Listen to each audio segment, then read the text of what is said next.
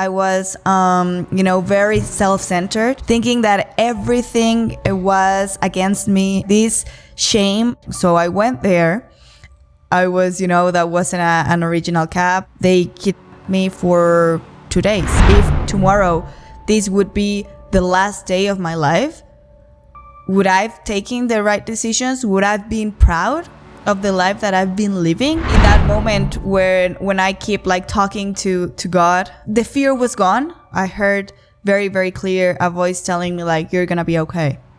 You're gonna be okay. I actually chose to have and work and pursue a relationship with God. It took a long time to me to keep healing. I saw it very clear. Things happen not to us.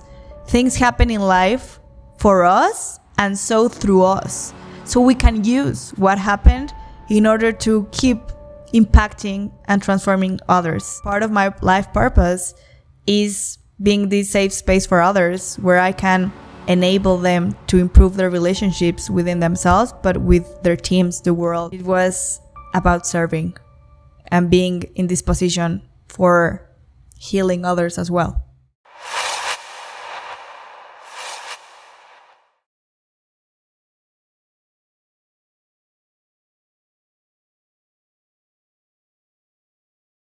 What does it take to truly transform your life and find your true purpose? Well, in terms of my personal experience with this, I believe I found a deeper sense of purpose during the pandemic, actually, a period in which we all had all sorts of difficulties, and a period in which we struggled with work, we struggled with mental health in so many different ways. And I, due to my anxiety issues, which I had always been keeping under control for so many years, I've always managed my anxiety, I've always looked after myself, I've always worked on myself through therapy and Buddhism. In that period, things were really challenging. I had, at the very beginning of the pandemic, panic attacks. Yeah, so it was a tough period, and then gradually I began to find my balance again, and I've been deepening my faith in Buddhism in that period. And anyway, gradually I went back to a sense of balance, and things improved since. And I developed this sense of purpose that led me to start this project, the Zero Defeat podcast. So if you want to know more about it, let me know. But now let's get into the story of today's episode. In this episode of the Zero Defeat podcast, we're sharing the story of the wonderful, marvelous Mariana Macias. Mariana is a corporate leaders performance coach who has collaborated with over 1,000 international companies, including Salesforce, the North Face, and Colgate, for example. She's an expert in helping leaders embrace their vulnerability and harness the transformative power of healing and self-awareness as their greatest strength.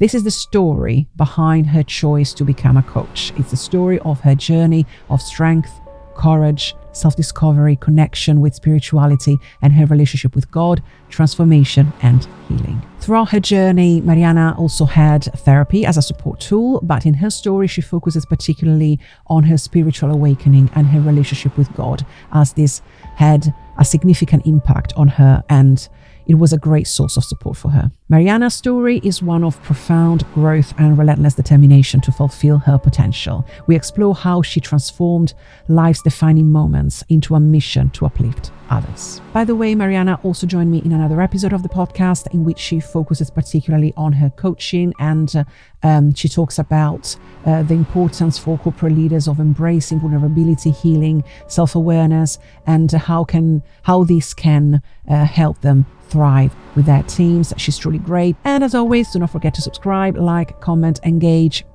This will help you always be up to date with the episodes, and it will help the Zero Defeat podcast get better and better and better. Of course, please remember to always be kind in your comments. We cover delicate subjects on this show, so any disrespectful, unkind comment can be triggering for some people. And of course, remember that we do not offer mental health advice on this show. Please consult a professional for that. And if at any point during the episode you feel triggered or uncomfortable, by all means, feel free to stop watching. But now let's get into today's episode with Mariana. So let's start from the beginning, when you were still a young woman, you were studying, and you did not have the self-awareness that you have now. Oh, well, if you put it in that way, I could say that I was a complete different person. You see, I was still studying. I was, very self-centered, a victim mode, thinking that everything was against me. This shame and guilty covering you and following you constantly. I was just clubbing, yes, studying, but then everything was extremes in my life. So I would be a great student, but then I would party very hard, right? I was also involved in toxic relationships, having a personal relationship with someone that, our same habits, our same mindsets weren't even aligned, nor even taking us to a good place, to be very honest. Also, I was caught in lying all the time. One little lie needed to take me to another lie and then to another lie, because I knew that I was doing things or I was living a life that maybe wasn't the best for me or either my parents and my values, So basically I come from that place. So are you saying that you were not really yourself in the way you related yourself to other people? The thing is, I was not pretending to be someone else. The real thing was that I didn't know who I was. I was lost. I was feeling completely and deeply lost. And I was just so desperate trying to find identity that I was trying it all. I was between finding myself, but also trying to keep pleasing people all around me. So, my parents wanted me to have a master's degree. My parents wanted me to keep following on my professional journey.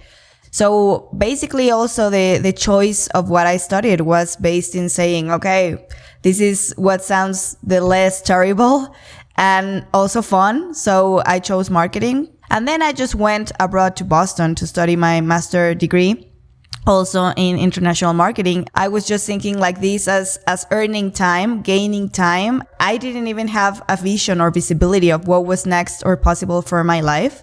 And also, again, as I mentioned, I was taking everything as complete extremes. So for me, also, this was an opportunity to be away from home and keep with my partying and lifestyle out there in Boston. So after you went to Boston, then you did an internship in New York that came out to be an experience that had a massive impact on your life. Tell me about that. So I was told that I needed to do an internship right away in New York. And, again, I was just like desperate in applying to everything that I could find because I really wanted this.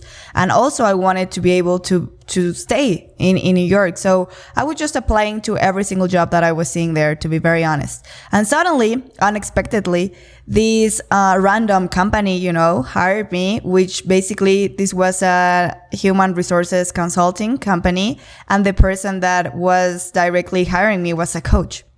So that was the first time actually that I heard the word coach and coaching.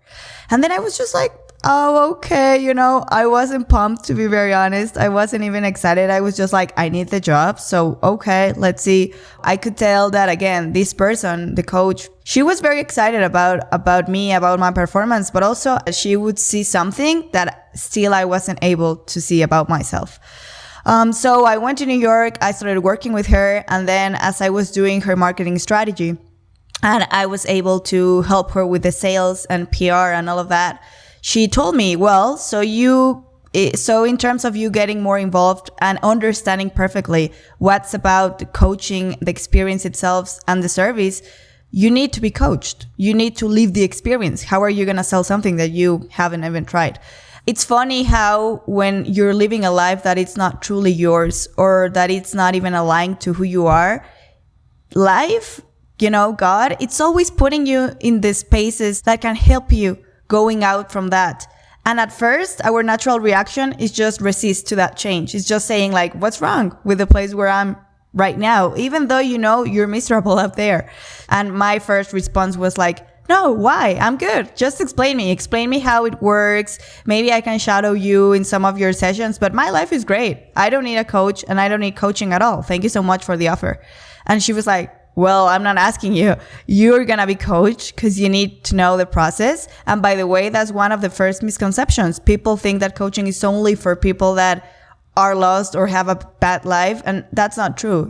Coaching is for opening spaces and possibilities in your life. Even though you think you're already in a very good place, well, then what else can be possible for you from that space? So I was just like, okay, a little bit forced on taking it. And oh my God, one of the best gifts that I have received when I started receiving that coaching, of course, I started questioning a lot of my life, of my actions, even of my patterns. And with that, all my life changed. Okay, so what happened next after you went back to Mexico? So even though I was sad at first because I had a tremendous, in a good way, experience with the coaching, it was time for me to actually go back to Mexico and apply what I went to study, right? So I was with a very interesting offer in marketing sports. I was excited about that. I thought, that I already had in somehow life organized again. I cleaned so many of these toxic environment that I mentioned before. I also had these difficult conversations that I needed it in order to evolve and go away from places that weren't aligned with me anymore. And, I was just thinking that I loved the coaching experience, but that I was going to do it maybe when I was older. So I go back to Mexico with this interesting offer in a good company, also sports oriented, which I was like happy to do that. And then, again, I was dragged into my past again and this past toxic relationship that I talked about. And I was like, wait, why not? It's just one night. Let's just go out and party. Even though I actually quitted to drink and, I was committed to having a healthier lifestyle in my life. So I go back to those nights of endless parties. I go back to lying to my parents and all of that. And that night also was a catalyst and was very important into my life because once I was, going out from the club, I was already tired. I was just thinking like, okay, now I need to go back home.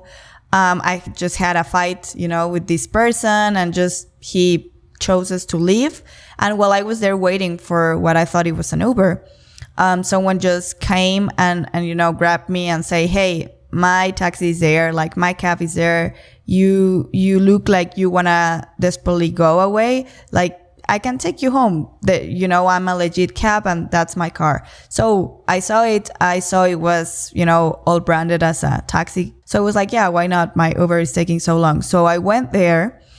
I was, that wasn't an original cab. They kidnapped me for 2 days. So I was there, by myself, all scared, In those moments, you are either scared as death or you are very reflexive as well. Because if tomorrow this would be the last day of my life, would I have taken the right decisions? Would I have been proud of the life that I've been living, And also something happened when I was at the end in the cab that was for me awakening.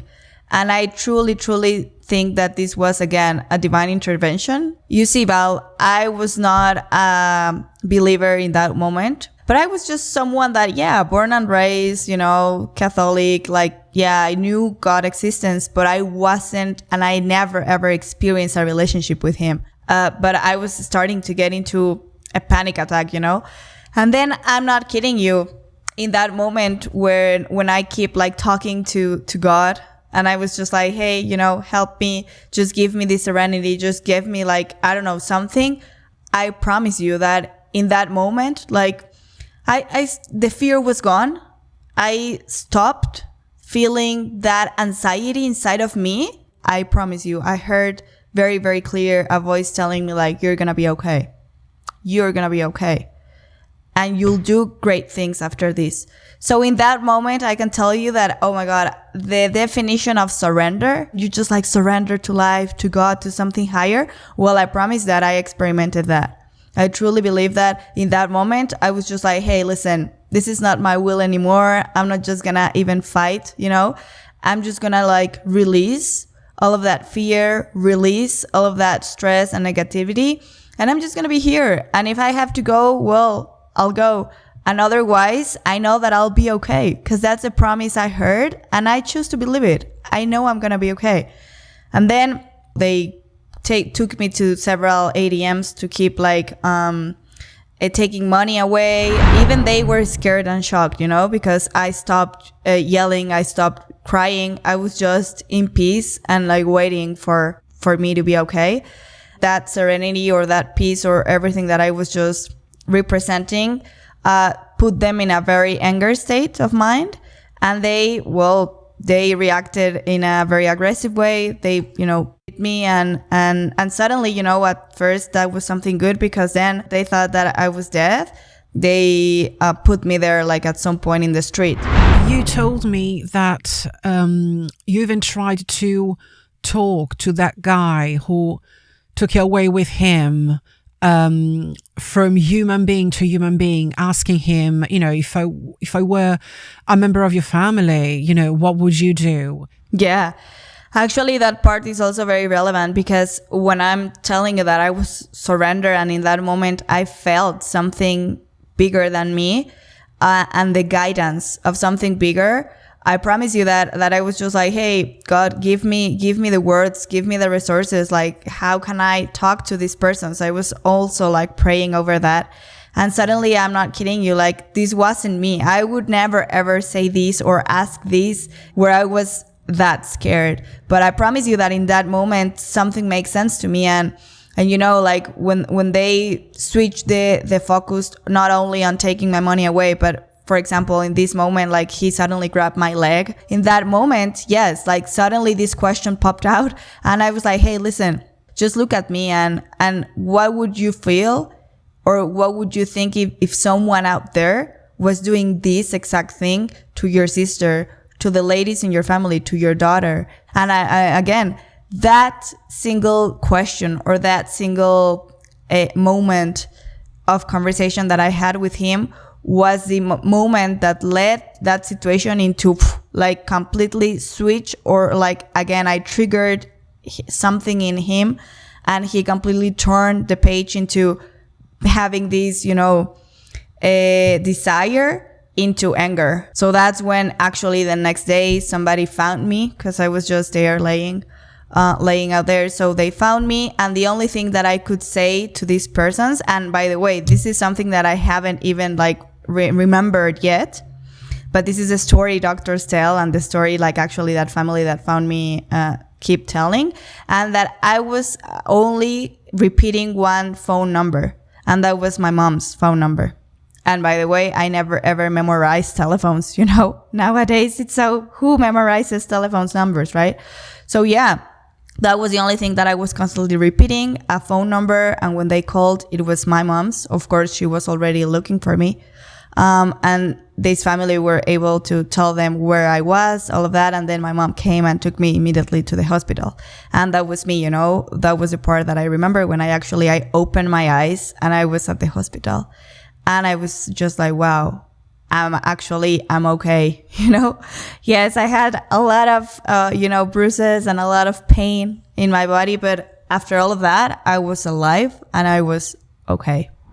No, I promise you that I opened my eyes and I saw all white, and then I felt the love of my family. So my friend was there, my sister was there, my mom was there, and they were all grabbing me and touching me. And my mom was constantly repeating hey, you're going to be okay. You're strong. You're a fighter. You're going to be okay. And I was why everyone is just repeating this to me? What happened? That was my first instinct, to be honest. And even, this sounds crazy, but even in my head, because I didn't remember all of what happened, I promise that I thought, oh my God, I really partied hard yesterday. In terms of being here in the hospital, what kind of night did I have? Then I started having these flashbacks, and I started to remember what happened to me. Not in complete motion, to be honest, but I was just oh my God, something happened yesterday. I was taken. So tell me now about how you felt during your recovery. What happened in the hospital? Wow. So the journey actually really began there. I was at the hospital, like I mentioned. I was there for 1 week. And then, all of the nights were harder and harder to assimilate because, well, first of all, I couldn't even have proper sleep because I was having nightmares. And then I was awake and I was having flashbacks. So it was a mix of not understanding what was reality. That was the exact description of how were those days to me. I didn't even know anymore what was real and what was in my imagination. So I was feeling so low. You can imagine, Val. I didn't have actually the will to keep living. Didn't want it to eat. And then when I was back to my mother's house, I was again very shocked, and I was even paranoid at some point when I was trying to be there in my room, with the door locked, and I would hear noises out there of someone trying to open. I was having this constant paranoid and fear, because it was fear of being taken away again. I had a lot of professional help and support. I have different conversations even with my parents. Both of them are lawyers. So their immediate reaction was, okay, you're feeling a little bit better. Now you can walk. Okay, let's go straight to declare and let's start opening this case, because you need to testify and we need to put that guy into jail. And all of the lawyers and even the judges were asking me to repeat my version one and over again and over again and over again. And I was so tired that sometimes, I couldn't even remember some details that I already mentioned before. So they were like, oh, you missed this or you missed that. So I was like, I can't pretend that I'm okay, because of course every time that I was telling my story, that happened days ago, not even months, not even weeks. That happened days ago. So for me, it was shocking still to repeat and to actually verbalize what happened to me. And there were a lot of parts of me that were in constant negation, that I was denying that happened, that I was resisting, that one part for me was like, no, that was all in my head. It didn't happen. So for me, verbalizing it one and over again was a torture. And of course, I was crying every time that I was telling my story. So every time that I was crying, people were very insensitive and they were like, oh, can you repeat that again, but without crying? Or can you just get yourselves together and then try again to say it out loud, because we're writing the case. When I needed to identify who was the person, I was so confused. I saw so many faces, I saw so many profiles, and in my head I was like, I'm not even sure who was it, because the image wasn't clear or vivid at all in my head. And I just realized that instead of helping me, or instead of being something about healing me or moving me forward to a better place, this was taking me to a much darker and lower place. I'm not like that. So I was just like, I need to leave it. I can't do this anymore. For my parents, this was very difficult to let go. As I mentioned, that they are very successful lawyers and they are, used to win a lot of cases. And for them, it was frustrating not to be able to win the case of their own daughter. But I was just like, we need to leave it, guys. I am not the judge in this world. Again, I need to heal. I need to do something transformative and actually useful in this world, not, pursuing a guy that I don't even know. And I think that, again, life is going to be a better judge than myself to that person. That's, again, I put that into God's hands, and I actually decided and chose to start working on my inner healing, to actually start working in, okay, how am I gonna forgive? How am I gonna proceed? How am I gonna even to raise again, So I did that. I completely turned gears and I switched my focus now on myself, on my inner healing. And I tried it all. It was exhausting at first, Val, because I had, again, these conversations with my parents and they were like, yes, we support you. Like, you should try to talk with this church leader, or you should need to read about Kabbalah, or you should go to those Buddhism workshops, I was working out so hard. My emotions and my brain and everything was functioning well. Again, I was taking self-defense classes. I was taking these workshops about addictions and how to manage them. Something that I couldn't be controlling was the alcohol. Until one day, I remember it clearly. My mom went out to the groceries and she left me a note like, hey, I'm at the grocery store, but you're here and you're okay. And I'm like, okay. And suddenly this good friend from college, he called into my mom's line, and I'm like, okay, this is weird, because I literally started hearing the telephone of the house ringing and ringing and ringing. And I was like, I don't know why I chose to pick up the phone. And this was this friend. And this friend, it was a Sunday. And he's like, hey, are you okay? And I'm like, I don't know. Only that question had the power to open and touch every single fiber inside of me. And then when he asked me, are you okay? Like, I don't find you in Facebook. I don't find you like in social media. Like, what happened to you? Are you okay? And in that moment, I was just like, no, I'm not. And I need help. And I started telling him all of the story. And in that moment, he said, okay, where are you? At your mom's? And I'm like, yes. Okay, stay there. I'm going and pick you up with my whole family and we'll take you to this place. And I was like, no, you're not understanding. I do not want to go out. I can't let anyone see me. Like, part of my face, everything looks so bad. I can't move. No, don't come. And he's like, hey, I'm coming. And they took me to this Christian church. And in that moment, I never ever experienced something like that. And I didn't had a real relationship with Jesus. So when I went there that day, everything was beautiful in all senses. And in that moment, they had a guest in the service that was a testimonial.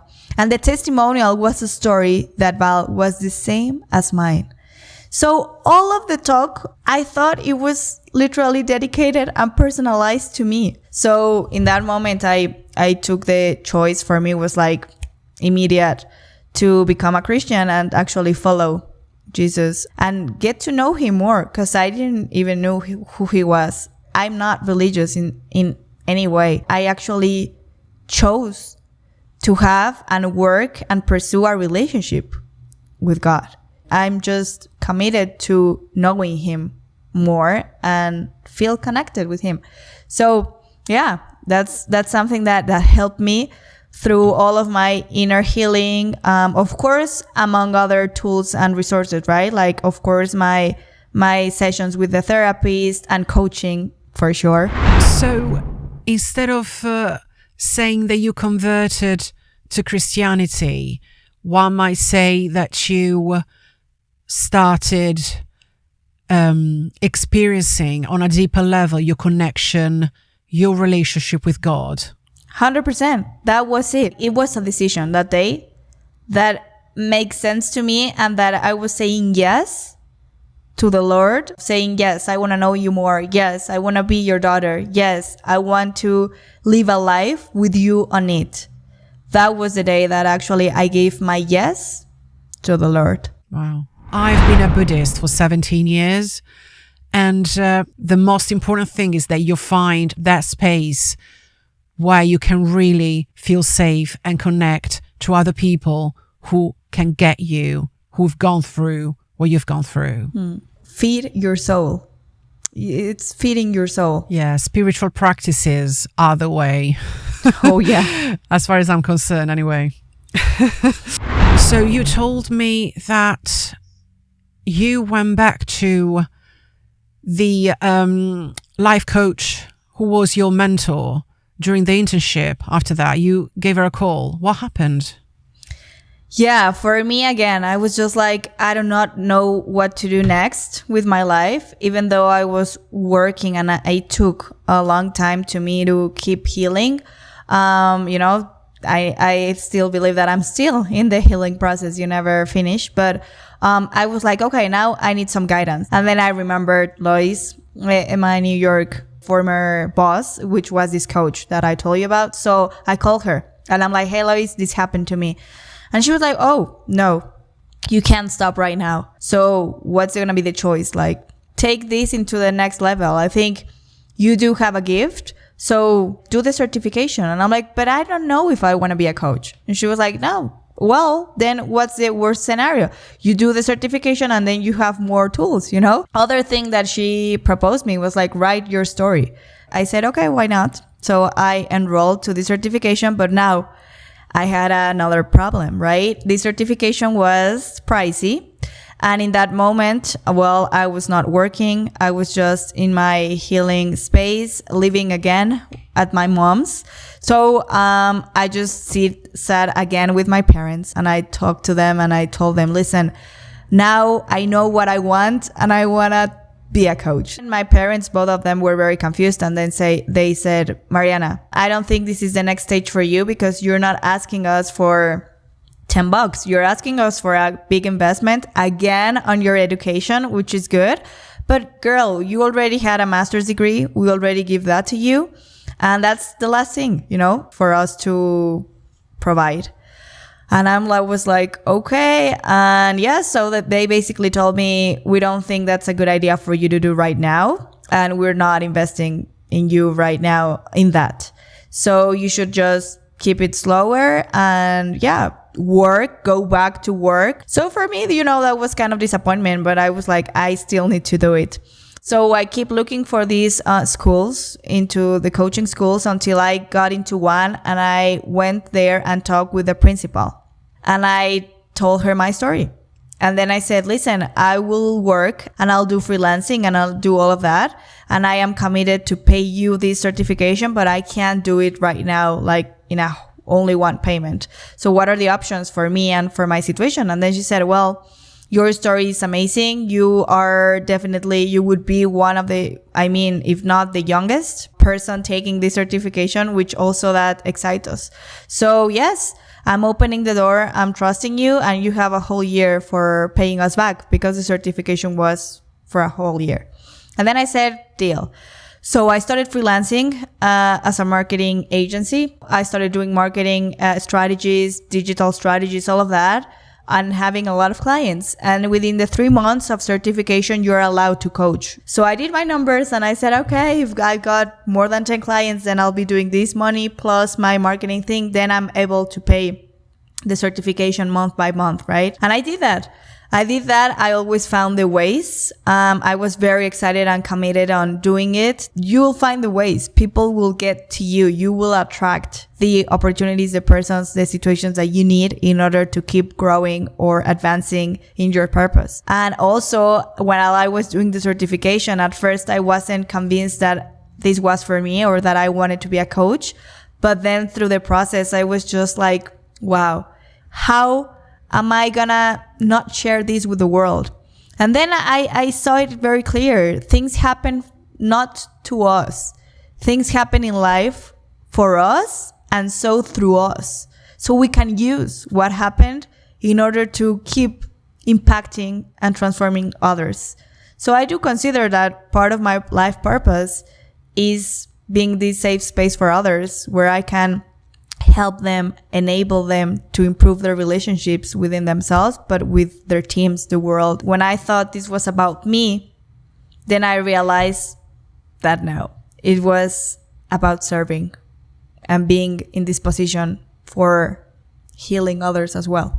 So after everything that you told me, what would be your one piece of advice for everybody? Things do happen for a reason, and we need to embrace every single part of our journey, every single part of our life, those highs and those lows, and use them to propel us, and realize that we are here for a purpose, because you're here for a reason.